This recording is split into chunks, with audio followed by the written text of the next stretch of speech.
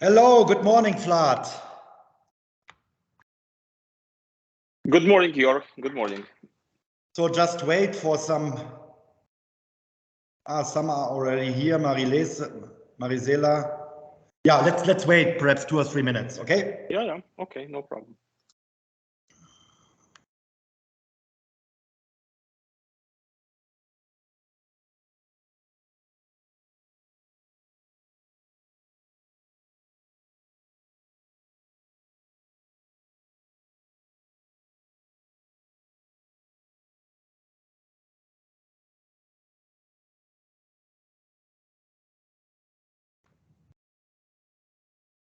So, yeah, I hope the people have the right link now, but let's see.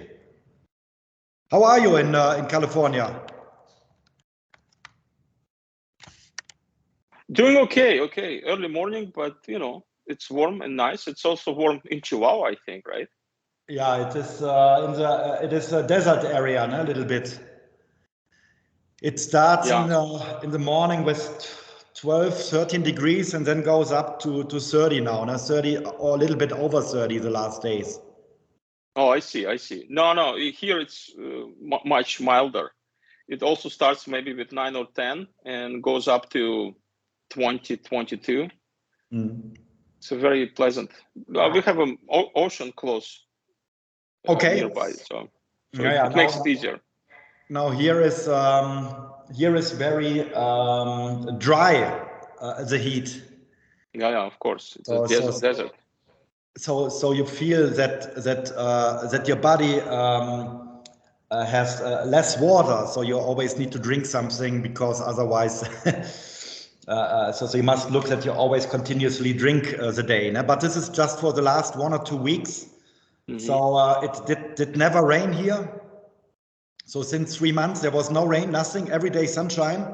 So it is also completely different to Brazil, where I was last year. So now I'm in Chihuahua. I'm a global visiting professor here, and we have a different system. It's called the Tech 21 model, where students have 5 weeks lecture, then 1 week not off, but then the next class starts. 5 weeks, 1 week off, 5 weeks, 1 week off, 5 weeks.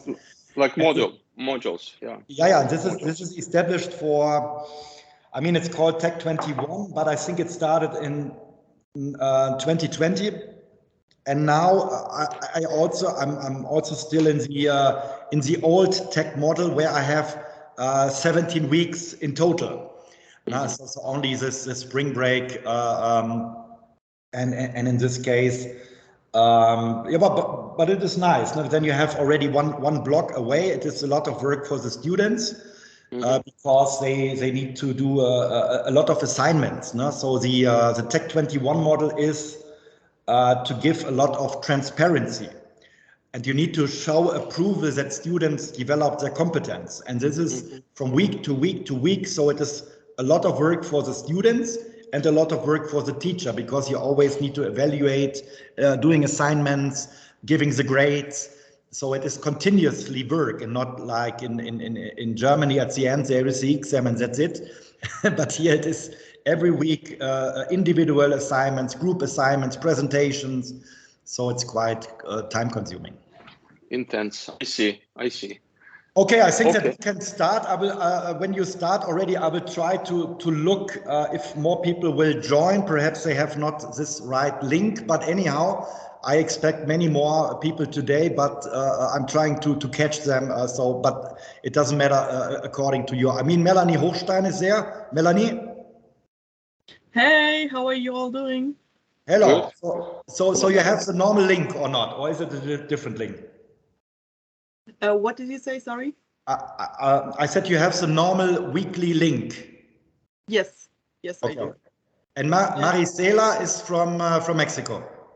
Hi, how are you guys? Hello. Good, thank you. So you are from Mexico, Marisela? Yeah, I'm from Chihuahua, yes. Okay, so let's start, and let's look that more people will join. So I will post it in some other groups now, and yeah. Okay, so Vlad, now it's your turn. Thank you. I need to, because I don't normally deal with teams. Let me see. I need to share my screen, right? It is in the middle that there is, yeah. Okay, this one here, right. Can you see my screen now? Now I can see it. Okay, thank you. Yeah. Thank you. Can everybody see it? Ladies? Yeah. Yes, it's good. All right, Yeah. wonderful. And you can hear me well as well, right? Perfect. Okay. All right, Yor, thank you. So, ladies and gentlemen, actually, ladies for now only, and one gentleman, just wanted to briefly go through the talent management topic today, and we're going to talk about talent management as well as global talent management, which is basically really part of the more general talent management topic. And that's why we need to first talk about some general terms, and we need to understand why talent management is important and why more and more scholars and practitioners pay a lot of attention to talent management lately, and we'll talk about that right now. So agenda, I think it will take maybe 45 minutes or so to go through it. I'll tell you a little bit about myself. That's not going to take 45 minutes, I promise you. Only a couple of minutes. Then we'll talk about talent and talent management. We need to define talent first, and then identify what talent management is and what it means for organizations. We'll talk about current workforce trends to understand the macro environment around it. And then we'll talk about global talent management. And then, if you have any questions, I'll be happy to address them at the end. So what's interesting, I was actually born in Moscow, but I left my native country when I was 21. And this year it's going to be exactly 30 years. So wow, right? I don't look that old, I know, but I am that old. So since that time, early 90s, I lived, studied, and worked in the US, Germany, Switzerland, and Czech Republic, and Canada, and Austria, and Iceland. I'm a Canadian citizen, but I live in the US right now in California, and working at a very interesting university, which is called California Lutheran University. As you can see here on the bottom, Lutheran, it doesn't mean that it's religious. It's not a religious university. It's just because this area was mostly Lutheran where we live, inhabited mostly by Norwegian and Swedish immigrants in the 18th and 19th century. And so that's kind of a heritage name for us. I got my Master's of Business Administration, MBA, in Strategic Management and Human Resources at the University of Wyoming in the US, and my PhD in Multicultural Management at the University of St. Gallen in Switzerland. So really good schools, both, and I'm really happy to have gone to these particular schools. I do teach subjects, obviously, in talent management and international management, organizational behavior, international human resource management, and organizational design, mostly to graduate and executive students. I've been teaching since 1998, so it's been a while, right?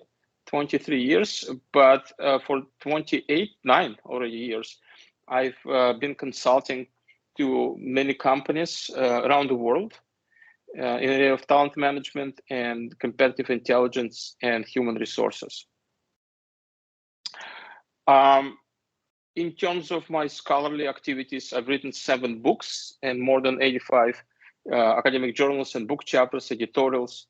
I do speak quite often at the university in these countries you can see right now. And I can include Mexico also. I have forgotten to do that before because this is not my first time teaching to students in Mexico.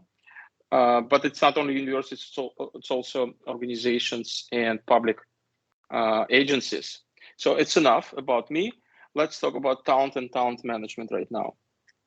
So before we even talk about talent management, we need to identify what talent is. And this is a very interesting question, ladies and gentlemen, because, talent, if you look at different literature, talent can be defined differently. But we in the business, right, define talent as systematically developed innate abilities of people that are deployed in activities they like, find important, and in which they want to invest energy. Let's just deconstruct it a little bit. Systematically developed innate abilities. What does it mean? It means basically that you should be born with some kind of a spark, right? Propensity to do something well. But if you don't develop it, you're not going to become a talent. Let me give you an example. Imagine that I was born with a spark, with a propensity to play piano, right? Which I'm not, by the way, but imagine that I am.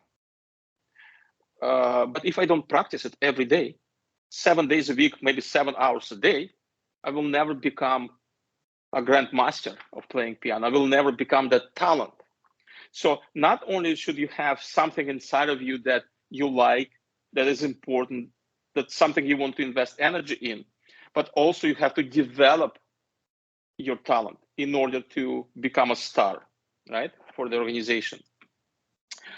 Talent also enables people to perform better than anybody else in one or more domains of human functioning, such as, for example, performing better than other people in the same age group or with the same experience, or performing consistently in their personal best, like almost every day working at your potential, right? That's when you are able to show your talent. Again, if you look at literature, you will see that for some companies, they look at talent. Okay, somebody's mic is on. So if you please turn off your mics for now, mute your mics. Thank you. Because I get feedback in my ears. So for some companies, definition of talent is limited to just top leadership of the company. For some other, talent is just maybe leadership and maybe some people with high potential. For others, talent is all employees in an organization. So which one to choose, which definition to choose? My colleagues and I, working in the area of talent management, define talent as key people in critical job roles, right? So you need to find critical job roles, then you need to find people, the best people who would fit those roles, and then you have to put them together. Critical people in critical job roles. And it depends on the company. For some companies, critical job roles may be in finance area. For some organizations, maybe in production, manufacturing. In some, it might be operations. For some, it might be marketing. Like if you take Red Bull, for example, I think they do have all kinds of different categories of employees, and finance and accounting, of course, production, research and development.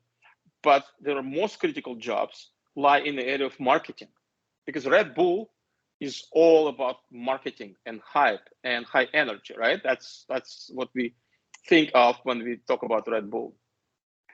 And also, so critical people and critical job roles, and also people, employees who possess or trying to pursue specialized and in-demand knowledge and skills. Something that makes you special, something that makes you, your ability, unique. So if you look at talent more broadly, but perhaps specifically in organizational terms, you can think of talent as KSAs. KSAs stand for knowledge, skills, and abilities. Knowledge, skills, and abilities to do your job, whatever this job is, plus motivation. You have to have motivation to be talent, and potential to improve or to reach your kind of highest limit of your performance. That's what talent is. But what's interesting? Talent works only in the right context. In other words, you cannot place a brilliant accountant who is the talent in his field, right? And who's the best accountant in the organization, the top talent, and place this person into production and expect this person to perform at the same level. No, talent is contextual, which means that you need to put the right person into the right role. Remember, what we said, keep people in key positions. Only then talent can shine. Otherwise, it's not going to work out. And again, both research and practice show us that key people in key positions contribute more than anybody else to overall organizational performance and therefore organizational survival and success. So that's talent. What is talent management then? So talent management, therefore, is a subset of meaningful techniques, aimed at 4 things, ladies and gentlemen. The one is attracting from outside or identifying from inside the organization. So that's one. Motivating and engaging, developing, number 3, and retaining organization's most valuable people. Not only that, but ensuring that you deploy them in the roles that they excel and the roles that add the greatest value to the company.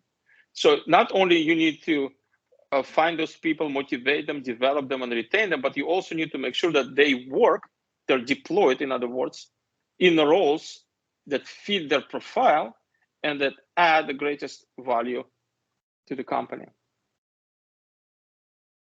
There are 2 ways of looking at talent management, ladies and gentlemen. On global level or local level, doesn't matter.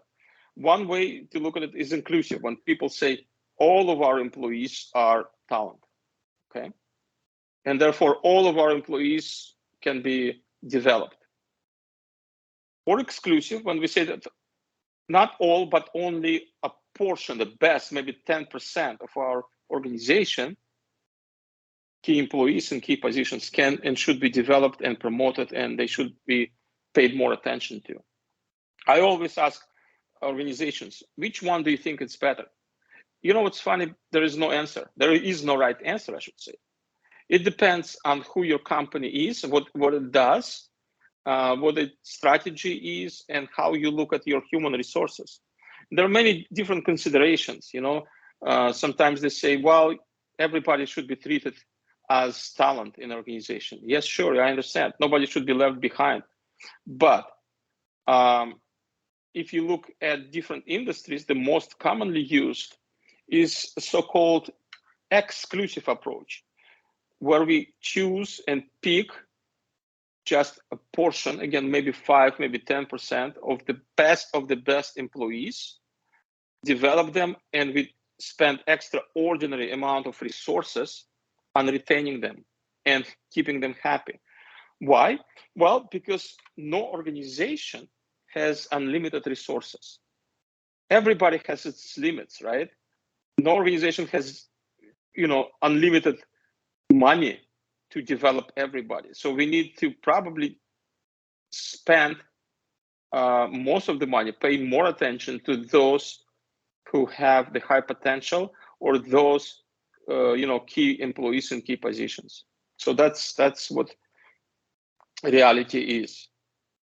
Talent management, ladies and gentlemen, is not the same as human resource management. I remember that many years ago, well, it shouldn't be that many, maybe 10 years ago, when talent management has become very, very popular, many organizations started to change the name from HR department to talent management department.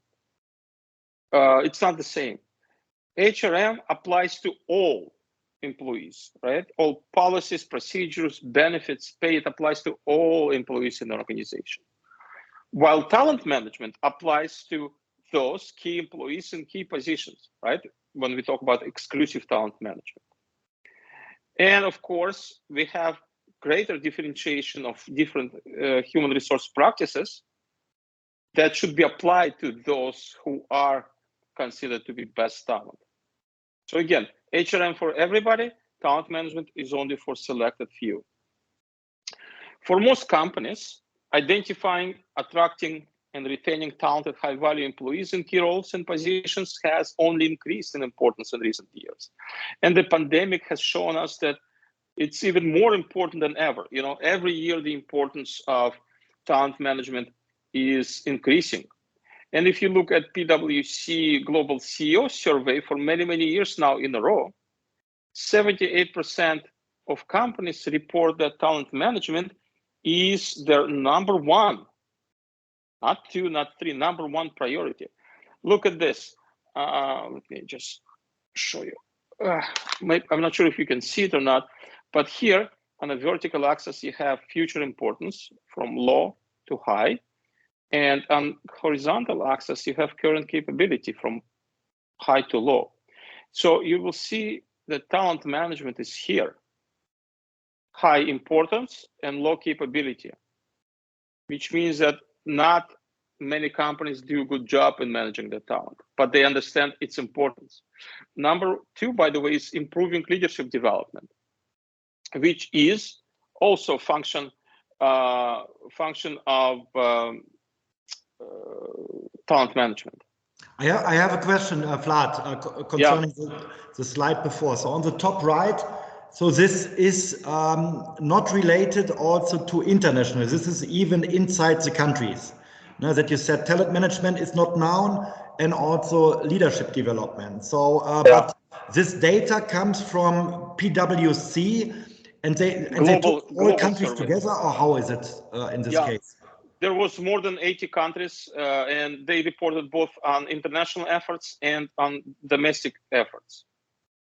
Okay, so on both levels, it is not well known how to conceptualize a good leadership development program or talent management. Say it again. I'm sorry, I missed. No. I said it doesn't matter if it is international or local companies. So there is still a lack of competencies or capabilities in doing managing talent and improving leadership development programs. 100%. Okay. Yes. Okay. Thank you. Okay. You're welcome. So again, core talent management activities revolve around four things, as I said, just for you to remember: attracting talent from outside, identifying talent from inside the company, engaging, developing, and ensuring retention of talented employees. Now, in order to understand why talent management has become so important worldwide for both local and international organizations, you need to understand, and all of us need to understand, global workforce trends.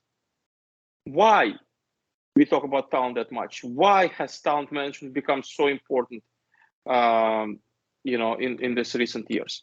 There are three macro trends. Macro, it means that they exist outside of any organization. There are three macro trends that can explain importance of talent management and human-related activities such as leadership development and others.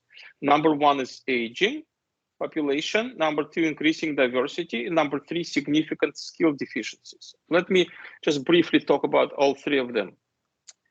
So in terms of aging workforce, if you look at OECD countries, you will see that in a year, 10 years from 1996 to 2006, labor force has grown by 30 million workers. So this is good, right? Labor force grows. But the problem is that the fastest growing segment are the older people, workers aged 45 to 64. And in 2015, interestingly enough, if you look at OECD countries, workers aged 40 and above have exceeded the number of younger employees for the first time ever. And this is a continuous trend. In emerging markets, it's somewhat different, depending on the country. We'll see it right now in a second, but depending on the country. But in general, we are growing older and older. A few countries are growing younger, if you will, but unfortunately, the skills and abilities of employees there do not necessarily fit the needs of organizations in the developed world.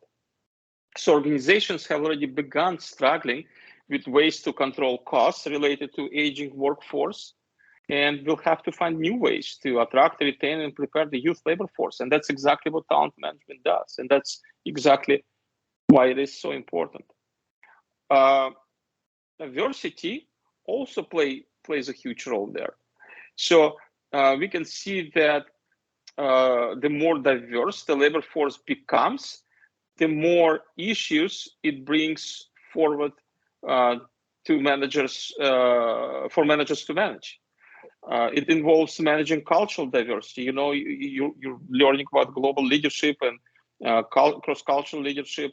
You understand that managing cultural diversity is difficult. And it also affects different people-related practices, such as staffing and work design, training, compensation. You know, it all needs to be managed on a global basis as well. Last one was skill deficiencies of the workforce. And of course, you can see in the past few years, especially during the pandemic, increased use of information technology to do even, you know, simplest routine tasks has shifted kinds of skills needed for employees in the worldwide economy. And most organizations now, what's interesting, I've noticed, looking for educational achievements, and a university degree now is just a basic requirement, right? Bachelor's degree right now is just a basic requirement. Sometimes they look for something beyond that. Like for some jobs, employers look for an MBA plus some other specialized skill. Well, I'm not saying, of course, that everybody should get an MBA or everybody should get an MBA plus specialized master, like master in engineering or master in environmental sciences, not necessarily for all the jobs. But perhaps, you know, Vlad, perhaps we can ask some of our participants. I mean, Hamilton is in Brazil, and perhaps he can say something about talent management and about educational level in Brazil, and also if it is necessary to have for some jobs an MBA or master program. So how did this develop in Brazil the last time? I mean, I know you from FGV and also you did the master program, but perhaps you can say something, because we have different countries here. We have Brazil, we have India, we have Germany, we have Africa in Kenya. So perhaps we can just for 1 or 2 minutes check about the perspective. So Hamilton. Okay, thank you, Professor. I'm a HR manager. I'm a physician, but I'm one of the HR managers in National Confederation of Industry from Brazil. And we are seeing the opposite in Brazil. With the pandemic, we are not requiring some titles, but we are looking for skills, and we are testing those skills that we can, especially in IT. We don't need the certificate. We need that the person know how to do that. And with the pandemic, we tend to see that one thing isn't exactly the other. No? Yeah. And, you know, I want to tell you that that was my next actually point I was going to make. But thank you for making this point also right now. Sorry. No, it's good. It's good. It means you're thinking. The pandemic has changed a lot, right? You can see that, for example, just yesterday I read, and I think in Time magazine or Economist, I don't remember. I read that, you know, the requirements were going up for different professions, for different positions up until the pandemic time. When pandemic happened, the great resignation is starting to happen, right? Many people started changing their jobs or leaving their jobs that didn't make much sense or were too emotionally difficult or were not rewarding enough. And so right now, many organizations are dropping or lowering the entry barriers, just exactly what you were saying. And offering different perks, different benefits, and not looking that much at education, but looking at exactly what you said, looking at skills. Show me what you can do, right? And we'll pay you or we'll give you whatever you want pretty much. Because especially here in this country, in the United States right now, and in Canada, employers have a really difficult time attracting employees. And when they attract them, they have even more difficult time to retain them, because there are other jobs available that might be better. And the entry barriers have come down. And this enables many people to change jobs quite often right now, which is a very difficult situation for employers. Would you agree to that? That it's difficult for employers very much.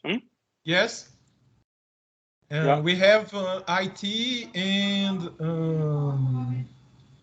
digital in Yeah. two separate directories in our company. Yeah. That we have the rotation of people in the company in general under 3%, and in those two directories we have 20-25% rotation. Yeah, that's horrible. Yeah, what Yes. about perhaps next thing? What about the position, for example, in Mexico? I think Marisela is currently applying with a bachelor degree, but perhaps you can also say something about the situation in Mexico. Oh, about if you need like a MBA plus another degree, another master degree. Yes. No, in general, about that, and also in general, what your situation is in terms of, is it easy to find people? Is it difficult to find qualified people? Not just people, right? But qualified, talented people. Well, for the Mexican market, I feel the masters are not that appreciated in my point of view. And if it's, well, I'm looking for a job, and then and I have a master, and for some positions they say I'm over prepared, they like Overqualified, yeah, overqualified, exactly. Mm-hmm. And then Yeah, it depends on the position, of course, right? It depends on the position you're applying for and level of skills, definitely. Mm-hmm. Yeah, but for the American system, I can see the MBA plus the master. It's good. It's a plus. It's good for your qualifications. Yeah, but in US. Okay, what about Melanie in Germany? Hi. So I would say also based on the skills and the people we need, there's a lot of traineeships still happening in Germany, and also a lot of people are required to have a bachelor's degrees or masters. I think it's pretty tied up on both sides. Either we have people who are much more on the traineeship programs or on the bachelor's. But I believe if you still want to work in international environment, a bachelor degree is necessary, as well as some practical ideas, which is why I'm using my bachelor to get a dual study in. So we have the theoretical part and the practical part. Okay, very interesting. Satyam from India, what do you say about what is necessary in India?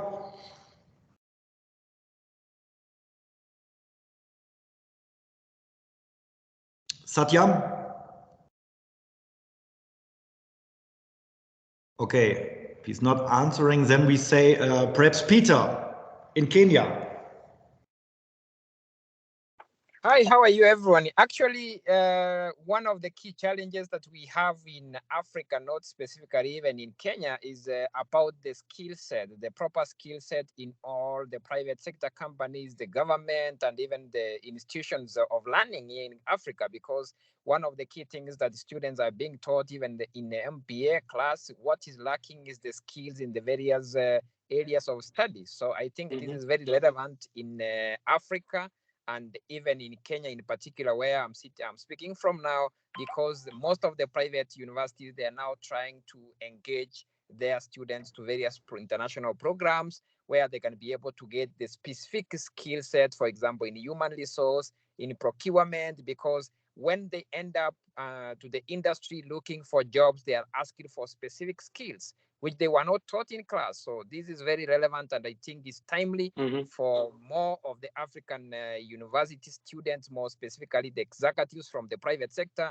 government, and even MBA students to be able to enroll in various programs of global mindset, and then they can get trained, because most of the jobs that you get that are being advertised now, they're looking into more what kind of skills that you can be able to offer the companies, the governments, instead of the theoretical paperwork that you get in the universities.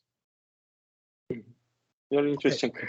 Yeah, what's amazing, ladies and gentlemen, that the pandemic has upended everything, right? You can see that. And, the trends that they have been, on the rise, they stopped, at least for now.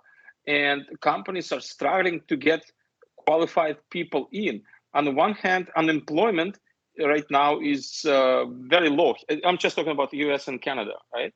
Unemployment is on the one hand is low. On the other hand, many people have no jobs, not because they can't get them, but because they don't want to get them jobs as in companies. Many people go on their own and joining the so-called fluid workforce, freelancing, so to speak, right? And therefore, people moving to freelancing jobs, making the search for good qualified people is even harder for most companies. So that's why they have dropped the many requirements that they have for education and maybe years of experience. Before, you look at the ad, they said minimum 10 years of experience for something. Now they say minimum 2 years of experience for the same thing, because they can't find enough qualified people. Before it was MBA is a must. Now they say MBA is a plus. You know what I'm talking about?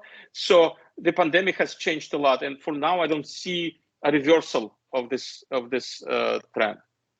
All right. So what else is interesting, ladies and gentlemen? What's interesting is that a lot, many companies and talent market is influenced a lot by millennials and Gen Zers, of course, a younger generation coming up. Due to the pandemic, again, workforce mobility was before the pandemic was going up. People were moving jobs and moving cities, moving countries, sometimes going to work for another country. Now you can see that workforce mobility is going down. Again, I don't think it's forever. Maybe after all those Omicron, BA2, whatever, when they will go away finally, and this pandemic will become endemic, maybe workforce mobility will increase. Again, despite of all of these things, between 70 and 84% of companies worldwide, ladies and gentlemen, currently hunting for good employees. Employees, on the other hand, focus not only on jobs and on promotion, but also on a very healthy work-life balance, right? And wellness. And of course, employees gain more power right now because, everybody wants them, so they have more power to choose. And this is a very interesting thing. Okay, I'm going to skip that and tell you this. There is a still huge talent mismatch. And talent mismatch, I'm talking about, look, this is the level of talent meaning skills, knowledge, ability, motivation, right? Level of talent that industry needs. And this is the level of talent that labor market can provide. And the gap between them is called the skills gap. And what many people do, they upgrade their skills in order to close that gap and find good jobs. Now it's easier, after or during, is it during or after right now? I don't know. During the pandemic, let's say, this gap is closing not because the labor force is getting better, but because the requirements are getting lower. We just talked about it, right? But still, it's a problem, especially in the developed world, because companies there are forced to think more explicitly and decide whether they should outsource, whether they should offshore staff, retrain employees, or do something in order to fill that gap. Look at this very interesting slide. Oxford Economics shows us mismatch between supply and demand for talent. Yellow, orange, and red shows you where there's stronger deficit for talent, right? So the more to the right you go, the more there's talent deficit. Taiwan, Japan, Poland, for example, all those countries need talent. And the most important reason, of course, is aging population. Taiwan and Japan probably lead, of course, this ranking of aging population. When you look at green, by the way, if you reach Mexico is here somewhere in the middle, right? If you look at green and maybe light green, that's where you have surplus, where you have more talented people. They can find jobs. India, Indonesia, Colombia. So what does it mean? It means that people or companies, I should say companies from this part of the world can tap into companies and talent from this part of the world to make sure that they can close the talent gaps. But it requires labor mobility, which is now not existing that much, right? So something to think about. Okay, I'm going to skip that. Talent challenge, overall global talent challenge. Companies were asked, 1,250 companies from 60 countries have been asked, how have talent challenges that they cannot find enough qualified people, for example, especially in IT and in general in STEM subjects, right? STEM, I'm sure you're familiar, science, technology, engineering, and math. Those are more difficult to find. How did it really impact your growth and profitability? And companies responded that they were unable to innovate. They were unable to pursue market opportunity. They had to cancel or delay key strategic initiatives, couldn't achieve desired growth because they cannot reach for talent. And let's, in the final minutes, let's talk about global talent management. And then, of course, I'll open for questions and answers. Global challenge for organizations, multinationals, and organizations just working internationally in general. It's always important to find the right talent in the right time at the right place to meet company strategic goals.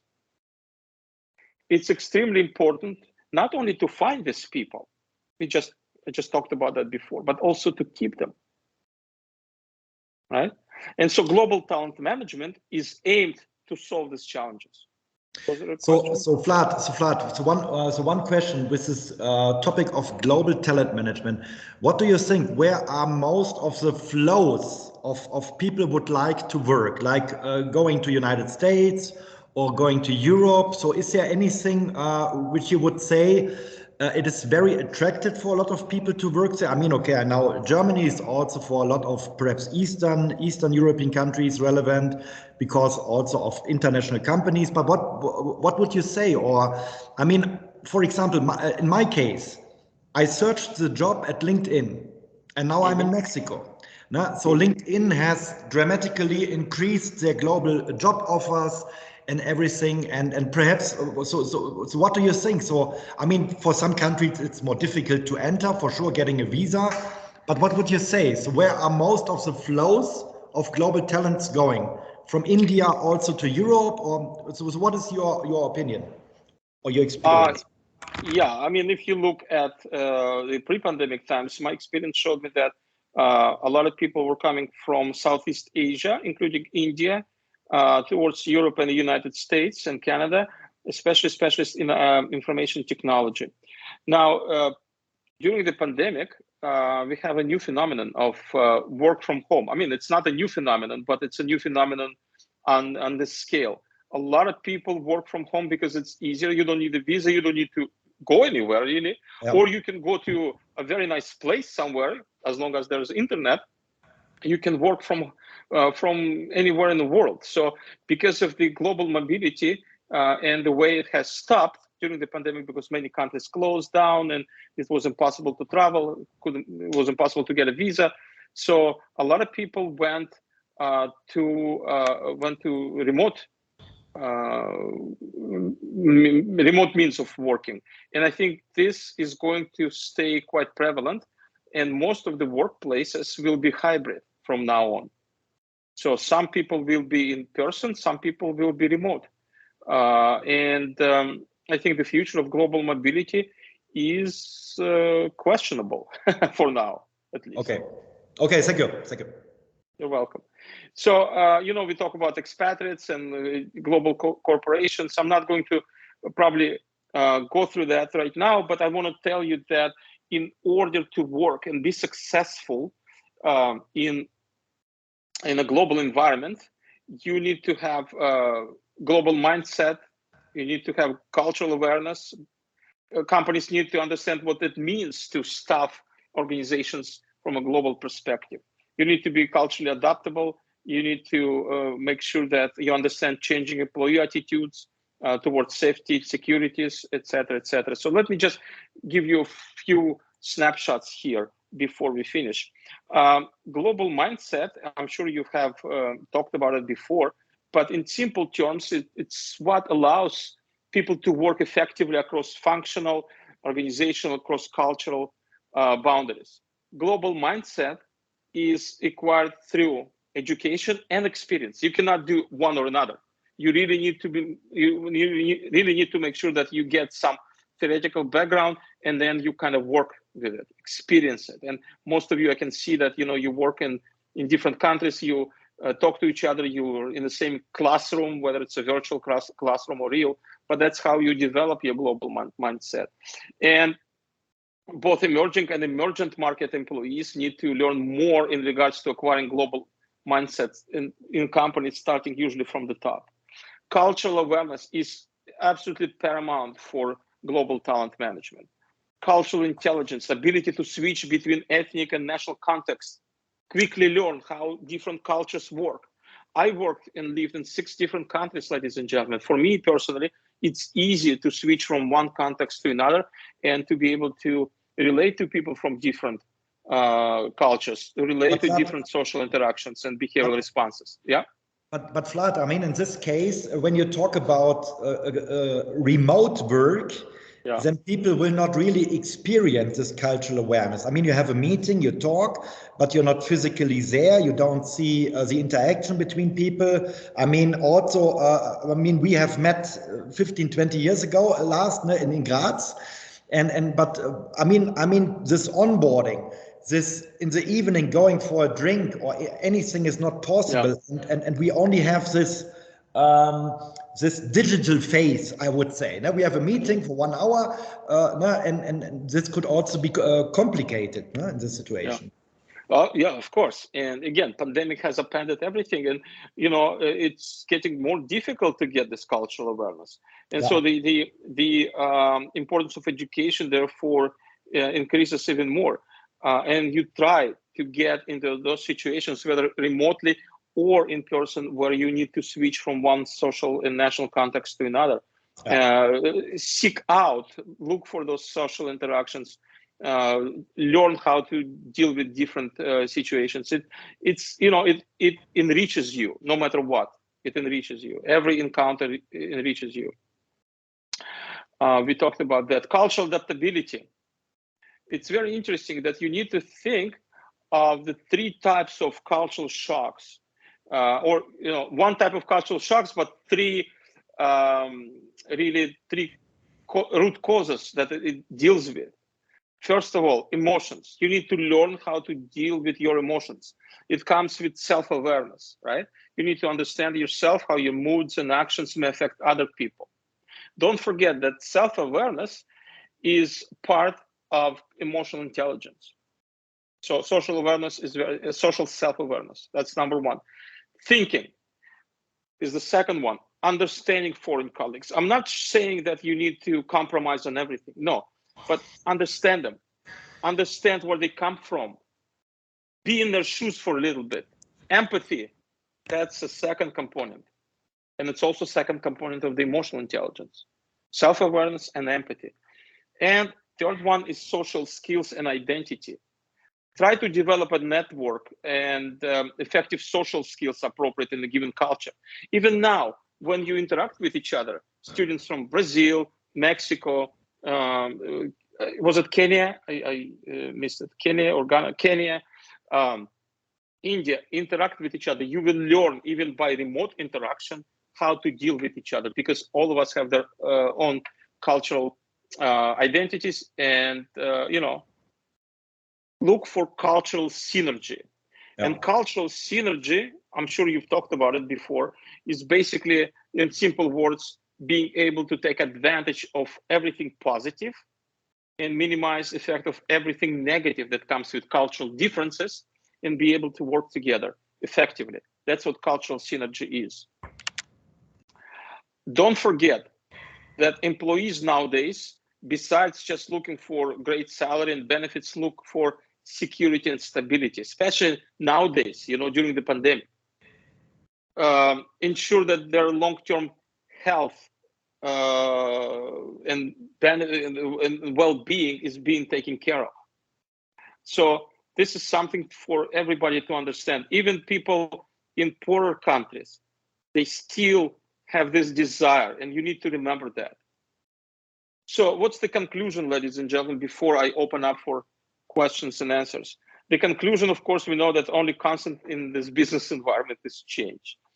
We know that sometimes changes are dictated by plans, but more often than not, changes are dictated by unpredictable and rare external events that come from the outside environment, just like the pandemic is, right? Or the war, or something else. So the importance of talent management in times of crisis and change is difficult to overestimate, therefore. Talent employees are always in demand. In good economic times, they're the ones that push you forward. In bad economic times, they're the ones who keep you afloat, right? The ones that help you survive. But in times of change, in many organizations, many societies, due to pandemic and other external events, undergoing change. In times of change, talent is the only true strength organizations can rely on. People, not technologies, not machines, not physical assets. People, and especially talented people. So talent management is absolutely critical to organizational capability to build success today and also in the future. Okay, yeah, thank you very much. Perhaps we can also have a question from Oludulapu. I think he's in Nigeria. He joined a little bit later, but I think he also gets some points. Yeah, what are your questions for Vlad Vaiman then? How do I go back to my question? Is can I ask a question? Okay. How do I go? Here it goes. That's it. I don't know. Go ahead. Okay.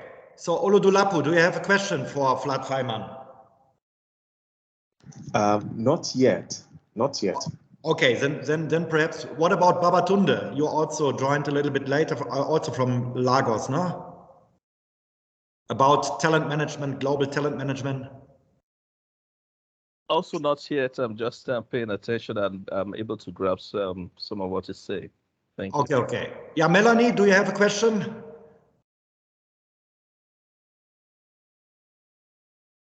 Melanie Hofstein? Not right now, maybe in a few seconds. Okay, then Marisela?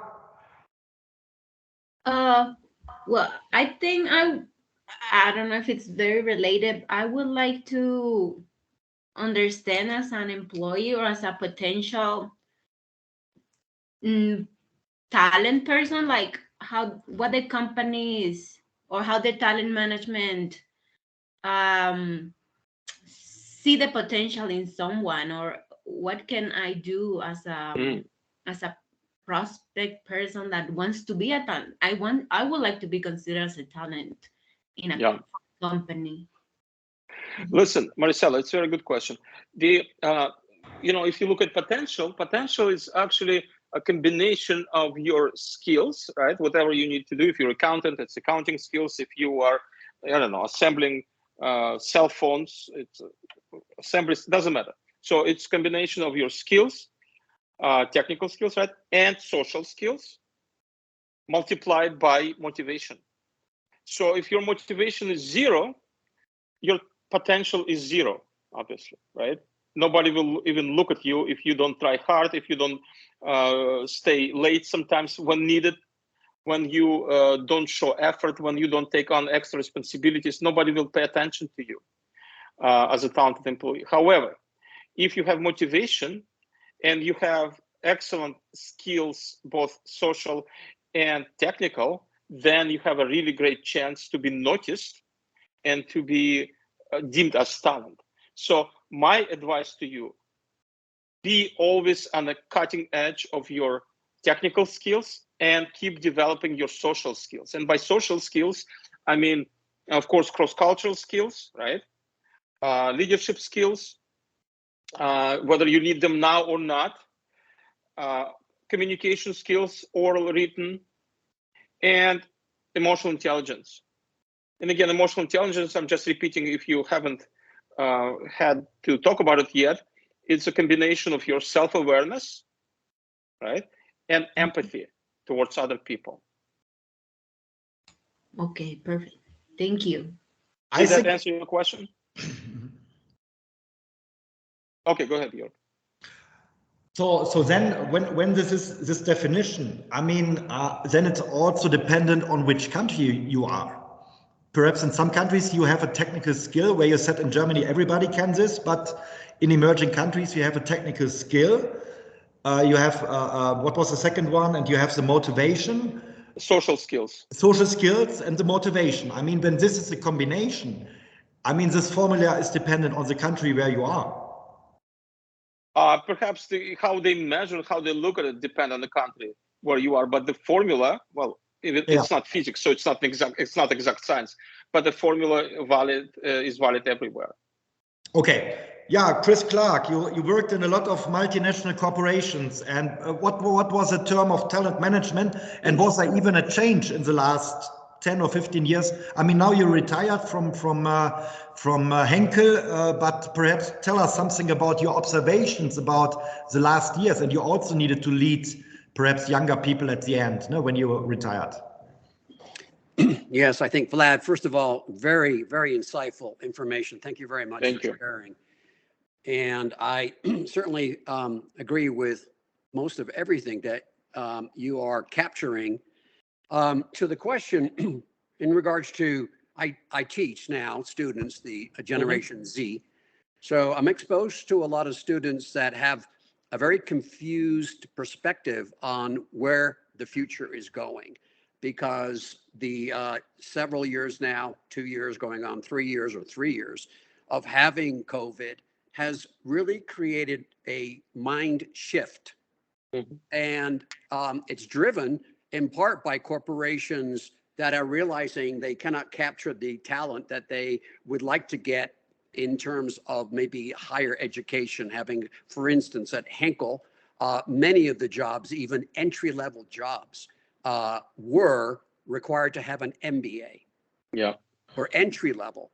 And the theory behind that was that they were onboarding somebody that would then grow into the position to then obviously move beyond entry level into a more senior level position within the organization.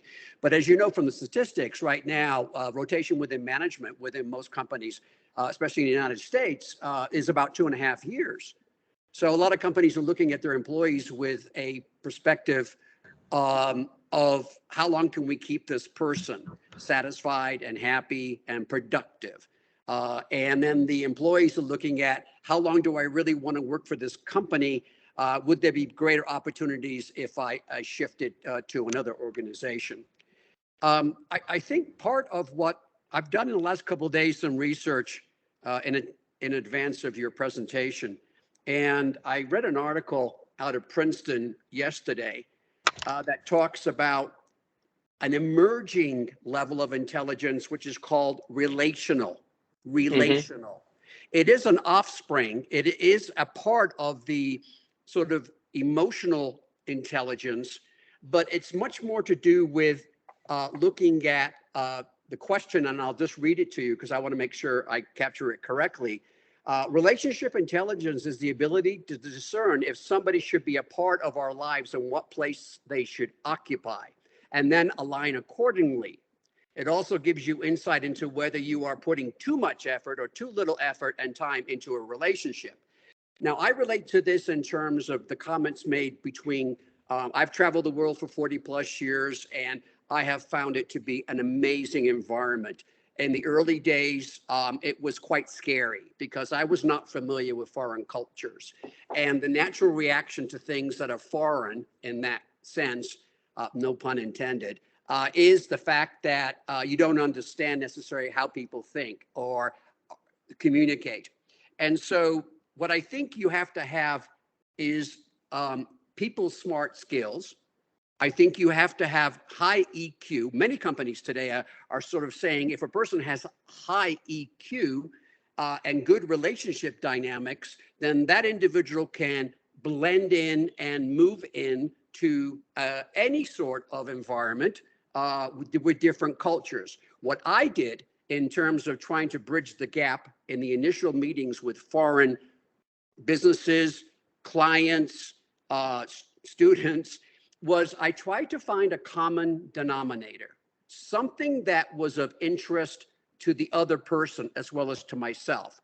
Now, this takes a little bit of practice because if you're meeting with somebody on a video feed, it's sometimes not considered to be appropriate maybe to ask some questions that involve areas outside of the immediate business environment, but maybe things like, and I'll use one example for my European friends. I'm from England originally, football.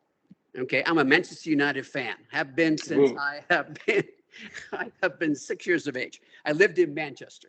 So what I attempt to do in my conversations is not directly, not in a way that forces it, but naturally bring about a conversation about the person, maybe part of, if they're willing to share their background other than work. Maybe it's in the area of sports activities, maybe it's in the area of common interests like hobbies, you know, and that also helped in creating a connection that then I use as a bridge, and then I continue to build the bridge based on those connections. That's my comment.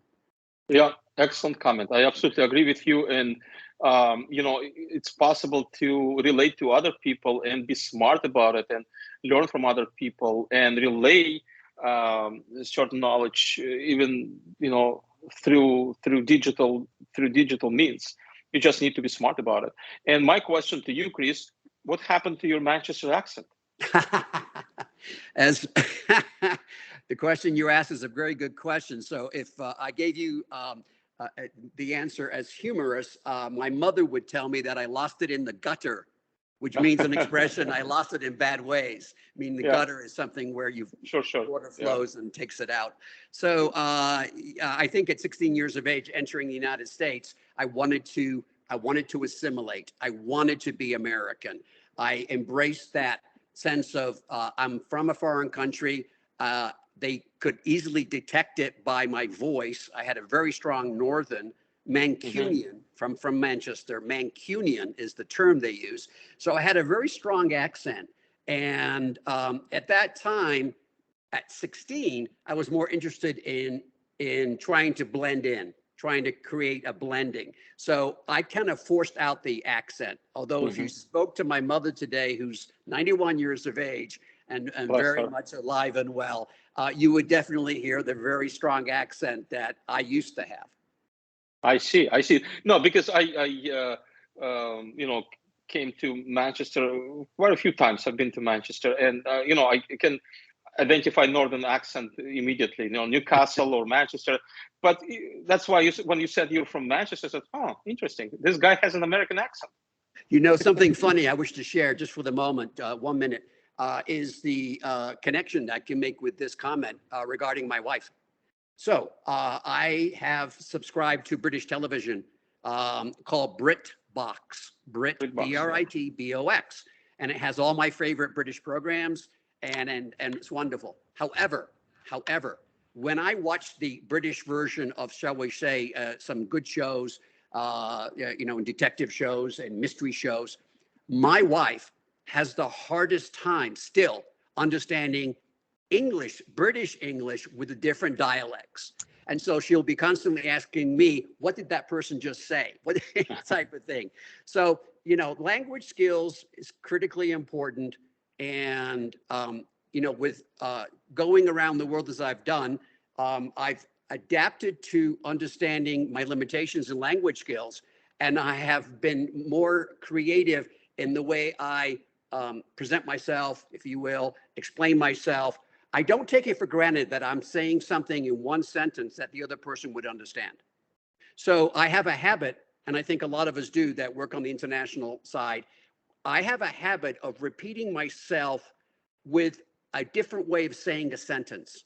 So I'll say it one way, and then I might repeat it again in a different way because the other person may not fully understand one of the ways in which I'm explaining myself, if they're from a foreign culture and with English as a second language.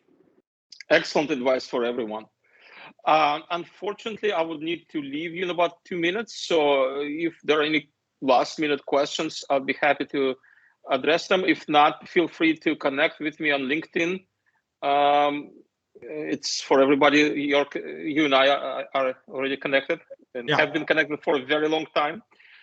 So yeah, looking forward to speaking with all of you, perhaps connecting.